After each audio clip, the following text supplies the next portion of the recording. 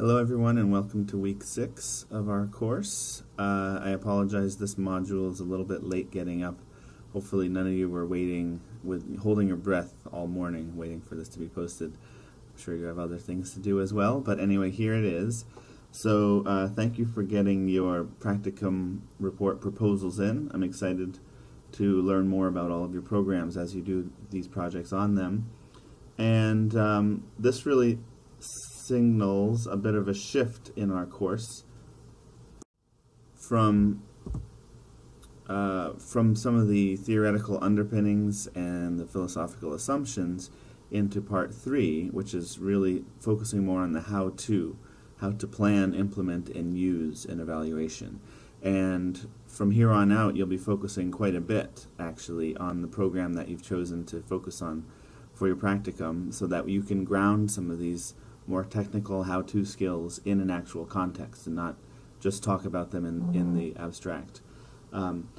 However, in doing so, we're not going to be completely disconnected from the last couple of weeks where we've gone through this interesting, I hope interesting, and based on your reading responses and forum posts, you found it interesting and thought-provoking, this exploration of the different branches and approaches and philosophical assumptions that go into program evaluation.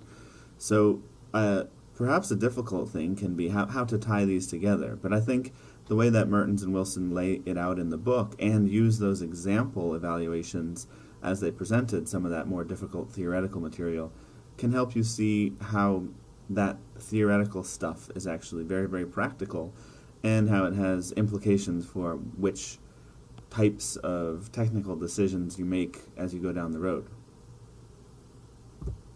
Before we move on, just a few quick summary comments on the Chapter 5 and 6 material, the constructivist paradigm and the values-based approach, and the transformative paradigm and the social justice-based approach. Many of you had really excellent questions in terms of sort of, isn't this getting a bit subjective and getting away from the overarching goal of evaluation of trying to be systematic and objective in inquiry about a given program? And I think to a large extent I agree with you. It can be really tricky. It's a fine line to walk, and not all evaluators would be comfortable at all, certainly going into the transformative approach. A point of transparency here is, as you may have ascertained, Donna Mertens and her colleague Amy Wilson are very much in favor of the transformative approach. So that bias might be coming through a little bit in the book. And a lot of you were exploring the idea of, okay, is there a difference between the constructivist and the transformative? Of course, if values are important in a constructivist approach, how is that different than social justice? And I think it's a good question, and I think one difference I would see is kind of that a constructivist approach admits that values are important and how people make meaning around their experience with a given program is important.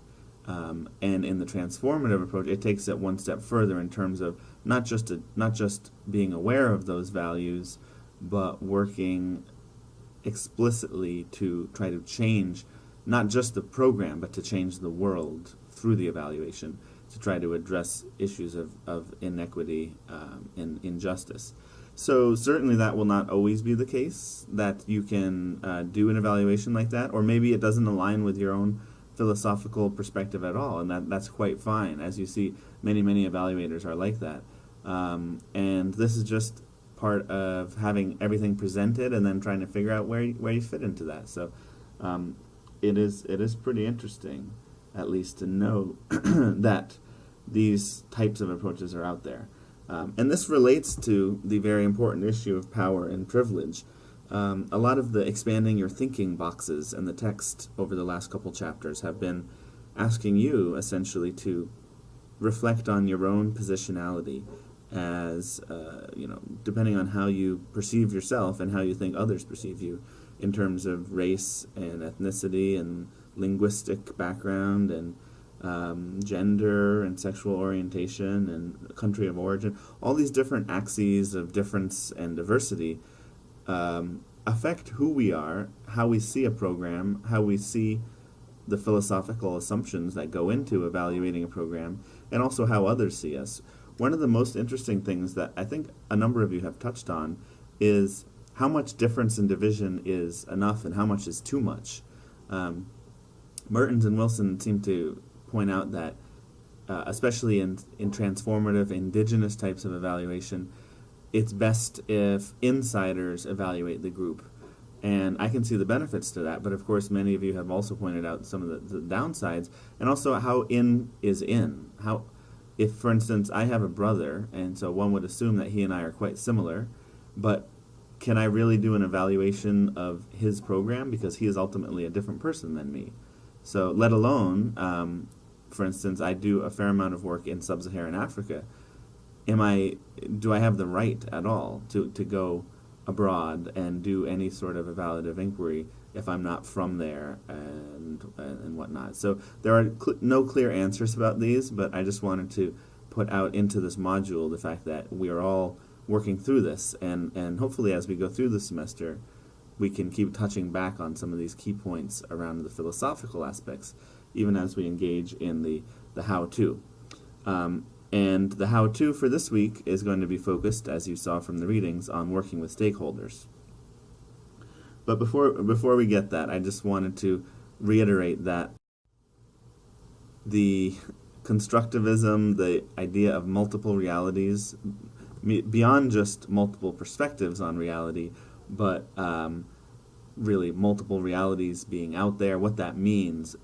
Does an indigenous educator live in a fundamentally different world than, say, a scientific educator based in an Ivy League institution in the United States?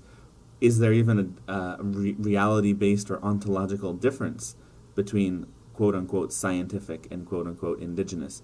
Those are difficult questions, and when you start talking about ontology and axiology, it can feel a little bit like you're going down the rabbit hole in Alice in Wonderland, and I understand that for sure.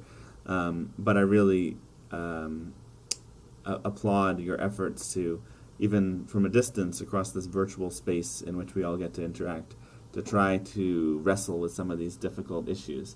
And relatedly, just a few more thoughts on power before we get into the talking about stakeholders.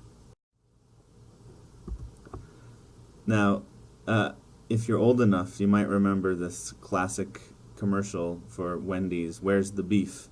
Well, in some discussions of empowerment evaluation and empowerment in general, I would wonder, where's the power in empowerment evaluation? Maybe when you listen to the debate, which, yes, David Fetterman talks way too fast, and it was hard to understand him. But what was really amazing was when Patton and Scriven kept pushing him to define, what do you mean by power and empowerment? What are your indicators of empowerment? And strangely enough, Fetterman, who is a real leader for his work on this, can't come up with a clear answer. And I would argue it's because he has basically, it's a nice approach. It involves capacity building for the folks involved in the program. They feel perhaps more ownership over the evaluation process, but fundamentally, are they empowered? Well, it depends on also what you mean by power, right? You can't spell empowerment without power. But what do we mean by power? It means a lot of different things to a lot of different people. And one book that's actually quite close to home here and this was written a number of years ago, back in the 80s, I believe, called Power and Powerlessness, Quiescence and Rebellion in an Appalachian Valley. And John Gaventa, who is someone who I respect a great deal, both in adult education and participatory research methods, he had actually done this long study of a few different communities around Appalachia and looking at why did some of them organize and try to resist at this time it was British coal companies, which were bringing some unfair work practices and whatnot into the communities, and then other communities did not organize and resist. And he was looking at power and powerlessness, which allowed him to go into a very deep theoretical understanding of power. Just like if you remember from week 3, I believe, when we talked about the different roles of theory in evaluation. Well, there's program theory, like that goes into a logic model, like we touched on briefly in this week's reading, and actually we'll go into in a lot more detail next week. And then there are evaluation theories, like empowerment evaluation would be one, the theory of use would be another. But then there are social theories, and in this book, Gaventa, who's not talking about evaluation per se, but draws on a number of different social theories of power that you don't necessarily have to go into in your work, but it's important to at least know that they're out there. And if you looked at that Oxfam handout on working with power, that was actually developed by John Gaventa and some of his other colleagues, and I think there's a link on there to this website called PowerCube, and if you just Google PowerCube, you should come up with it. It's a nice website with all sorts of other resources on analyzing power in different educational or social or community situations. And this is what the handout says, but this is just a different graphic to present it, that there are these 4 levels of power: global, national, local, and household, so getting more and more specific or zoomed in as you go. There are the different spaces of power. Some spaces are closed, some power spaces invite people in, and sometimes, like in the case of community organizing, power has to be claimed. And then power can also take 3 different forms in terms of being either visible, where it's very explicit and overt, being hidden, where it's there but it's slightly opaque, or being invisible.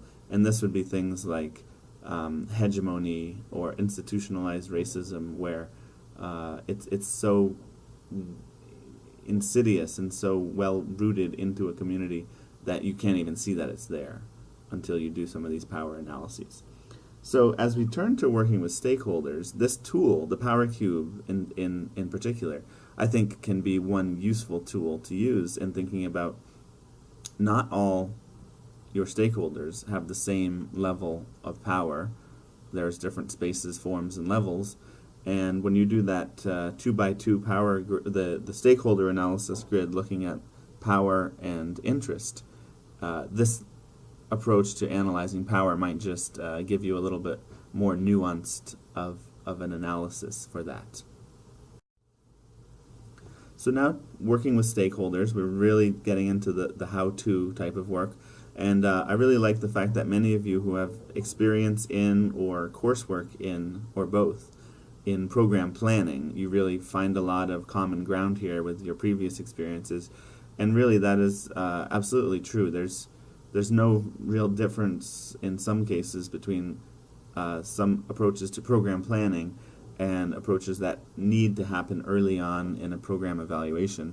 In fact, you may have noticed that the article on working with stakeholders was in a journal that was called Evaluation and Program Planning. So it's one journal that focuses on both of those types of work together because there can be so much overlap. And then not to mention that evaluation planning, of course, should happen at the moment that you are planning a program and not way after the fact. So stakeholders, which the article also had a nice, I don't have it in front of me, but a nice description of where that word came from, which I hadn't even ever thought of before. But why are thinking about stakeholders important? Well, different stakeholders have different perspectives on the program or on the evaluand, and they have different positions of power vis-a-vis their perspective on the evaluand. So here's a great example from a New Yorker where, and if any of you have been to New York City or know people from there, sometimes they do think like this, in my experience, where maybe this is true of anyone anywhere, but you tend to see your place as the center of the world, the center of the universe, and everything out there, everything across the Hudson River is just kind of minute and vague compared to your reality. So certainly those of us who implement programs, we might see our program like a New Yorker sees Manhattan. You know, we're so close to it, it's so important to us, we see it very firmly, but seeing off across the ocean or into other countries next to our program might be difficult. And you can see why you want to involve people from out there, because they might see your program differently. A metaphor that's often used for thinking about multiple perspectives is this idea of the 5 or 6, or it varies, but oftentimes said to be blind people trying to describe an elephant by touching different parts of it. So the guy holding the tail would say an elephant is like a rope, and the guy touching the side or the body of the elephant would say the elephant is like a big wall. And the guy holding the elephant's leg would say, an elephant is like a tree trunk, etc., etc. So none of them is wrong. They're all describing something that's true, but they're missing the big picture in describing the elephant, which is a metaphor for an evaluand in this case. And then beyond that, taking a systems perspective, an elephant is not always...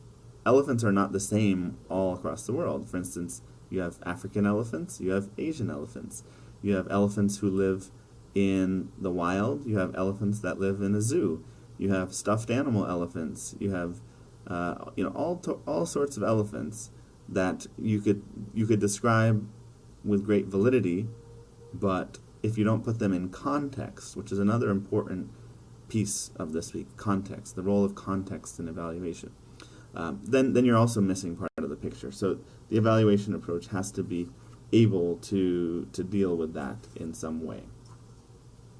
So for this week, we are going to actually focus most of your time in an activity which will be quite simply doing some stakeholder analysis for your own selected program, the program that you have chosen to focus your practicum on. And my hope in doing this is that you will not only learn the steps and practice them if you already knew them, but it will actually help you in your practicum report, which is due in November, and it will perhaps help you in your job if this is a program that you're working with week in and week out. So there are a number of different ways to work with stakeholders, and I'll put 3 or 4 different worksheets embedded into this module as well. You'll see them, which you can then print if you want and use, or you can just use them on your screen. But there are different options you can use to guide your work in thinking through who your stakeholders are. You don't have to use all of them. Maybe you even have different ways of working with stakeholders that you've experienced in the past. Feel free to use whatever works for you. But the important thing to complete this activity successfully is you have to meaningfully engage with thinking through who are the stakeholders in my program or organization, what are their different types of power, and why do they matter? What are their interests in the program? So one approach to thinking through stakeholders is this kind of bullseye target approach, where the program is in the center, and then in the first concentric circle around the program would be the stakeholders who are the most closely related to the program. So people who are highly influential and highly interested in the program. And these could probably be people like program participants, maybe the most direct program funder who's really expecting reports every month or something like that, if that's the case you're in. And then the program implementers should also be in that first circle. So in some cases that might be you, because certainly whoever is running the program has a big interest in it, has a big stake in it. And then as you go out further and further through the other concentric circles, you're listing groups or individuals who still have an interest and an influence on the program, but might be a little bit further out. And one thing you can also do with this is to think in terms of different groups of stakeholders. So for instance, you can almost divide them up into wedges or pizza slices or pieces of pie, depending on if you like pie or pizza more. But there, for instance, this one over on the right was a cooperative extension program in a statewide vegetable initiative that involved things like season extension, IPM, integrated pest management, things like that. But they had one program, as they had constituted it, that was called broad outreach. So this included things like their newsletters, their website, their farm tours, anything that tried to engage the public in disseminating some of the science-based knowledge around horticulture or gardening or especially vegetable crops that they had done. So they divided it into 4 sections, and these were the consumers of the broad outreach, the resource people, the funders, and then the contributors. So these are different types of stakeholders, and some are closer in, some are further out, but it really helped them in terms of thinking through, okay, not all stakeholders are the same. We have these different clumps of stakeholders. And the program on the left was a 4-H program where you see, again, there's sort of youth moving out to families, there's town boards moving all the way out to taxpayers, and there's local 4-H the team of administrators and implementers moving all the way out to national 4-H. So I can give you an idea of what do I mean by moving out ring by ring as you go out those concentric circles. Now, 2 other worksheets that you might consider using, which are from the Bryson, Patton, and Bowman article, is this very simple, just 2-column table where on the left you are listing people who have stake or interest in the program and describing a little bit what that is, and then on the right, folks who have a stake or interest in the evaluation. And you could maybe draw a line to indicate people who have both interest in the program and in the evaluation, because maybe some people it would make sense that they would have both. But there could be people who aren't necessarily influenced by the program, but they are very interested in or influenced by the evaluation. And then this is a tool that I highly recommend that you use. A number of you mentioned this already in your reading responses and whatnot. But it's, I think, a pretty useful tool to help think through the differences between the amount of power that a given stakeholder has vis-a-vis your program and their level of interest, so that there can be the low group in the crowd all the way up to the high group in the players, those who have a really significant interest and substantial power. And of course, you could make a case for focusing on any of these folks, but it's good at least to get clear that not because power exists and because people have different perspectives and different platforms and positionalities, it really matters who they are and how they see your program. So classing them in this way might be helpful for you as you move forward towards the rest of your work on your program. So these activities, the worksheets will be posted, and there will be more specific instructions for how you will submit these. And then they also relate to the brief forum discussion activity that we'll have this week, which is not very long and involved. Hopefully it won't take you too much time. So this would be once you've already done some type of stakeholder analysis on your project and submitted it to me. Then in the forum section, you choose either of these 2 options. If, for instance, by doing the stakeholder analysis, you had some new insight about either your program, or maybe you came up with a stakeholder who you hadn't have thought of before, but by doing this activity, you thought of a new group of stakeholders. You could just post a quick description of that, saying, what was your aha moment around stakeholders? And, for instance, if you didn't gain any new insights, then your only responsibility is to read some of your peers' new insights and just offer some reflective comments on that. So all you need is 1 post this week, either your own insights, or if you didn't get any new insights, your reflections on one of your peers' insights. So again, these instructions will be up in the forum section, and slightly more detailed instructions for the activity will be up in the assignment section where this activity will be housed in Scholar. And beyond that, with the Cheshire Cat in the land of crazy ontology and epistemology, I wish you a great week.